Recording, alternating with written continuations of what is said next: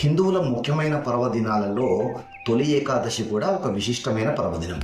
ఆషాఢ మాసంలోని శుక్లపక్షంలో వచ్చేటువంటి ఏకాదశిని తొలి ఏకాదశి పర్వదినంగా జరుపుకుంటాం.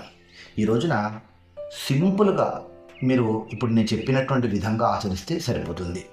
ఆ హంగులు ఆర్భాటాలు లేకుండా భక్తిని చాటుకుంటే ఆ నారాయణమూర్తి అనుగ్రహిస్తాడు.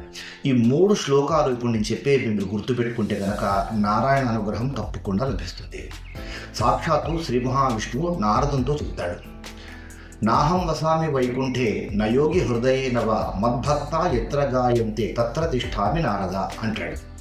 నేను యోగుల హృదయాలలో ఉండను, వైకుంఠంలో ఉండను, నా భక్తులు ఎక్కడ నా గురించి గానం చేస్తూ ఉంటారో అక్కడ నేను ఉంటాను అంటాడు. అంటే భగవన్ నామస్మరణ ఎక్కడ జరుగుతూ ఉంటే అక్కడ విష్ణుమూర్తి ఉంటాడు అని. ఆకాశాత్ పతితంతోయం యథా గచ్చతి సాగరం సర్వదేవ నమస్కార కేశవం ప్రతిగచ్చది అంటుంది సాంప్రదాయం. ఆకాశంలో నుంచి పడ్డ ప్రతి చినుకు చిట్ట చివరికి సముద్రంలో ఏ విధంగా అయితే కలుస్తుందో అదే విధంగా ఎందరు దేవుళ్లకు నమస్కరించినా కానీ ఆ చివరిగా నమస్కారం చేసేది ఆ శ్రీమన్నారాయణమూర్తికే అంటుంది.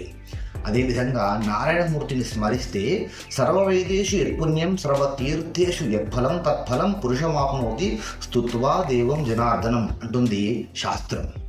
సకల తీర్థాలలో స్నానం చేస్తే ఏ విధమైన ఫలితం లభిస్తుందో, సకల తీర్థాలను సేవిస్తే ఏ విధమైన ఫలితం కలుగుతుందో, సకల వేదాలను చదివితే ఏ విధమైనటువంటి పుణ్యం లభిస్తుందో అలాంటి పుణ్యము అలాంటి ఫలితము శ్రీమన్నారాయణమూర్తిని స్తోత్రం చేస్తే లభిస్తుంది అంటుంది. అంటే వేదపారాయణం చేసిన దానితో సమానము, సకల తీర్థాలు చూసిన దానితో సమానము, సకల తీర్థాలలో స్నానం చేసిన దానితో సమానము శ్రీమన్నారాయణమూర్తిని స్తుతించడము.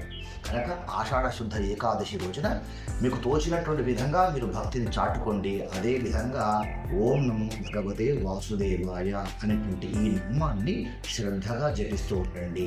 సింపుల్గా ఇది భగవద్ అనుగ్రహానికి మిమ్మల్ని పాత్రలు చేస్తుంది.